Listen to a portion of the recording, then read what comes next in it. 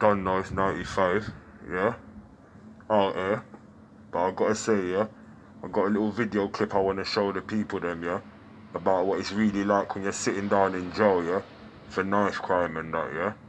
So, young bucks, listen up, innit, and watch the thing, innit, and just understand the thing ain't sweet when you're in jail. And you get me, you're banged up for knife crime or murder charges and that, yeah? As what I said in my last chat, not all murderers have it easy, you get me? So understand the thing, innit? So I thought, let me just show you people this video and let you know what's going on, you get me? Done now, 95 out here, in the bits, yeah? And say no more as well, thanks to the people then, yeah? That was calling on the phone and that, yeah? Respect for that. You done know 95's here for the people them, yeah? To give them that advice and help where I can, yeah? You done know that's how we gotta work as a community of people, yeah? We gotta give knowledge to each other, yeah? Each one sharpen each one, you understand? That's how it goes, you get me? Iron sharpens iron, you get me? Steel sharpens steel, or however it goes, innit? Yeah? So that's how the thing goes, but yeah, people them know, yeah? Watch the thing and give feedback on the thing. And you see the youth that's sitting down, yeah, for the knife crime, and trust me, the murder, yeah? And he's not happy. Trust me, he's not enjoying himself. You can see it in his face, innit? Yeah? So just listen to the thing anyway. You done know it's 95.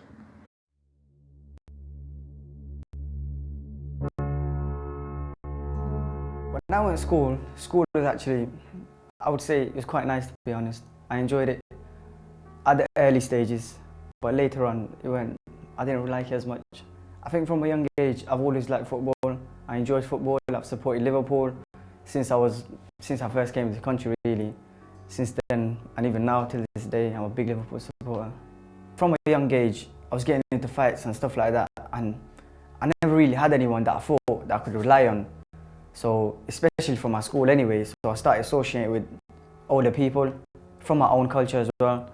And around them, obviously, all of my family, they're absolutely beautiful people, every single one of them. It's like, because there's so many of us, it was hard to concentrate on just me, and I felt bored at times, and I felt like I needed something. So that's how I ended up hanging out with guys that were a lot older than me, and obviously they were into doing wrong things and stuff like that. I think the ultimate dream for me would have been playing for the club that I love, which is Liverpool, obviously.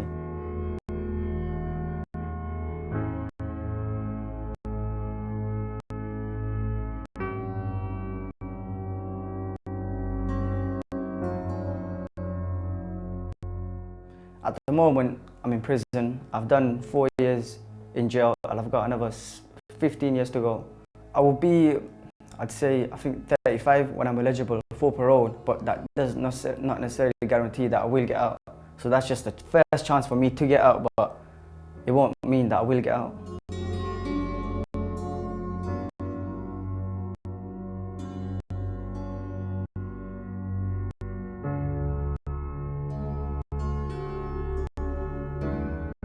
I went out with a knife, but not trying to attack people. I just went out there feeling that I need to protect myself.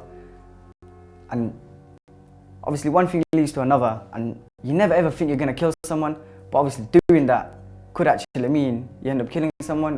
When you actually think about it, you don't need that knife.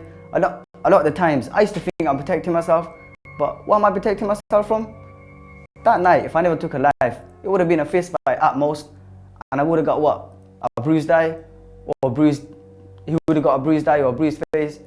There's nothing, obviously, it's not nice having a fight, but it's better than ending up in jail with a life sentence or killing somebody. And you know what it is, it's not even just about me, it's about the person that lost his life as well. What about his family?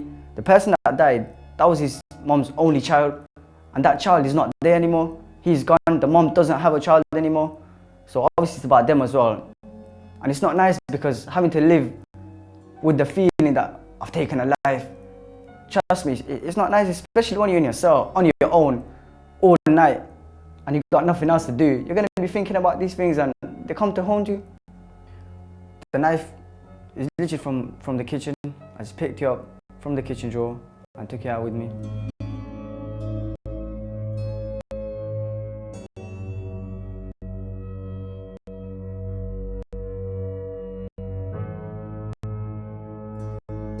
So basically there I was walking literally to the shop, 2 blocks in front of me, nothing's different, everything's the same. and then we see each other get into a fight. 30 seconds later, my whole life is different. Everything about my life is different. And it weren't, yeah, everything was different, everything changed. That moment changed my whole life for the worse. Obviously, after it happened, I was in a state of shock, really. I didn't know what to do. I was thinking, what have I done? And I was a bit lost. I didn't want to turn to my family because I thought, what would they say? And at the same time, I didn't want to go to jail. So obviously, I was literally lost.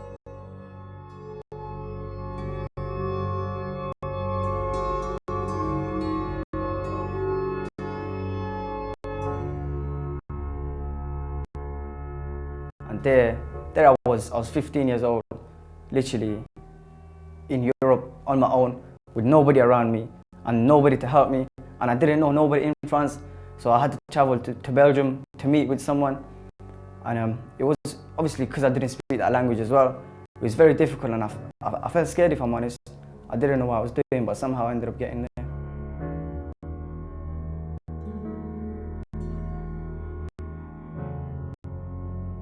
I was banged up basically 23 hours a day. I was out for 1 hour a day, and sometimes when I get into trouble, I would have no TV, and I'd be banged up for 23 hours a day with no TV, just looking at the ceilings, literally. There's nothing to do. You're basically stuck in a place where you can't go nowhere, and you can't do nothing. I've been in jail 4 years, and since I've been in jail, I've had a little sister, I've had a niece and a nephew, and it's so crazy because although it's been quite a while since they were born, I've only seen my baby sister probably 3 or 4 times, literally, and she probably doesn't know who I am. It's sad really, because they're gonna grow up probably not knowing me, although they're gonna come see me and that. It's not the same as growing up with someone. And even when they do come see me, it's gonna be like, what, once every 2 months, once every 3 months.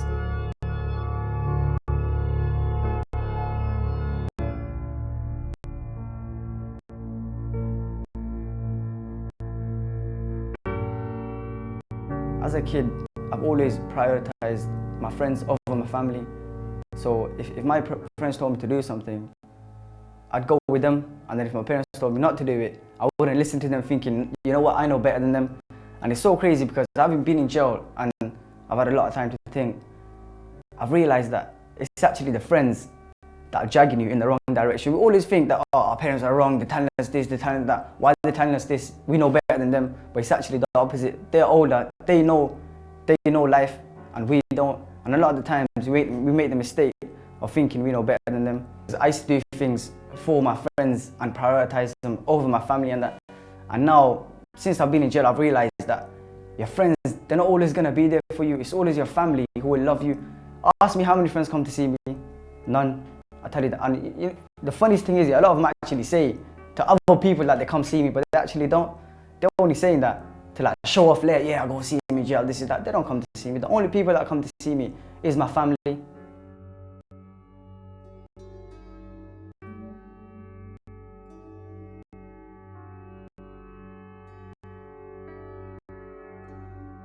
If I could actually go back, I'd be a different person. I'd be that nerd in the class that people like me used to bully. I'd actually be that person, because that person is probably somebody now. He's probably got a job. He's probably keeping his parents happy. What can I do from jail? I can't have a job. I can't make my family happy. I can't make my siblings happy. There's nothing I could do because I'm in jail. So if I could go back, I'd actually be a good person. I'd stick to my education, do what my parents tell me to do. A man once told me, he said, oh, Saddam, what are you doing with your life, this, that. And I used to think, who's this clown telling me how to live my life? I know better than you. But now obviously being in jail and having a lot of time to think, I'm thinking, you know what, I was actually the clown, not him. It's so crazy because I'm talking to you now, and you're probably thinking, who's this clown telling me how to live my life? Trust me, I was the same person that you were, and now look who's the clown. I didn't take a knife out that night to use it, but I did, and now I'm in jail for life. I've done it, it's hard, and I don't want you to do it. I wouldn't want no one to go through what I'm going through. That is why, that's the only reason I'm telling you not to carry a knife. It's not beneficial for me. Honestly, it's not going to make a difference for me whether you go kill somebody or if you carry a knife or if you don't. But because of what I'm going through, I don't want nobody else to go through it. And sometimes it's hard for people to understand that, because they don't really know nobody that's going through it. Because I'm going through it, I don't want you to go through it. That's the only reason I'm telling you not to carry a knife.